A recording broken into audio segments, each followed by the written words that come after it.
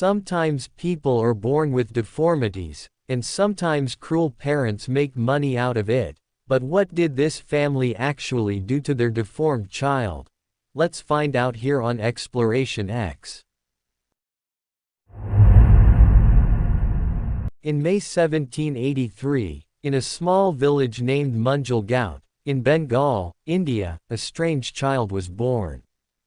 The midwife assisting the birth was so horrified by its appearance that she tried to kill the monstrosity by throwing it into the fire. Fortunately, the baby was rescued with some burns in one eye and ear. The parents, after recovering from the initial shock, began to see the newborn as a money-making opportunity, and with that in mind, left their village for Calcutta where their deformed baby could be exhibited. The two-headed baby attracted great deal of attention and earned the family a fair amount of money.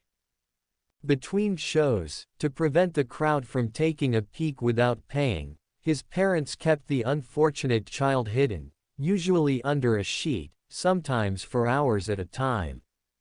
As his fame spread across India, several noblemen, civil servants and city officials invited the child and his parents to their homes for private exhibitions, where their guests could examine the curious specimen up close. One of these observers was a Colonel Pierce who described the encounter to the President of the Royal Society, Sir Joseph Banks, and it was Sir Banks who later forwarded the account to the surgeon Everard Home.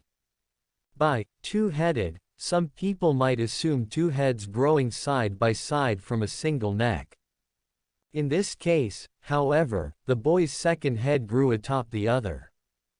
It sat inverted on top of the main head, and ended in a neck-like stump. The second head had a few irregularities: the ears were malformed, the tongue was small, and the lower jaw was rather small, but otherwise both heads were of the same size, and were covered by black hair at their junction. The second head seemed to function independently of the main head. When the child cried or smiled, the features of the upper head were not always affected and did not match the emotion of the child. When the child slept, the second head might be awake and its eyes moving as if observing the surrounding. The second head reacted to external stimulus. A pinch in the cheek produced a grimace, and when it was given the breast, its lips attempted to suck. It also produced plenty of tears and saliva. However, the corneal reflexes were missing and the eyes reacted weakly to light. Despite its freakish appearance, the boy did not seem to suffer any ill effects due to its condition. One day when the child was 4 years old, his mother left him alone to fetch water. When she returned, she found the child dead by the bite of a cobra. Many anatomists offered to buy the corpse, but the religious parents could not allow such desecration. The child was buried near the Buknarain River, outside the city of Tumlock, but his grave was robbed by Mr. Dent, a salt agent for the East India Company. He dissected the putrefied body and gave the skull to a Captain Buchanan of the East Indian Company. The captain later brought the skull to England and gave it to his friend Everard Home. The skull of the boy of Bengal can still be seen at the Hunterian Museum of the Royal College of Surgeons of London. When Mr. Dent dissected the heads, he discovered that the brains were separate and distinct.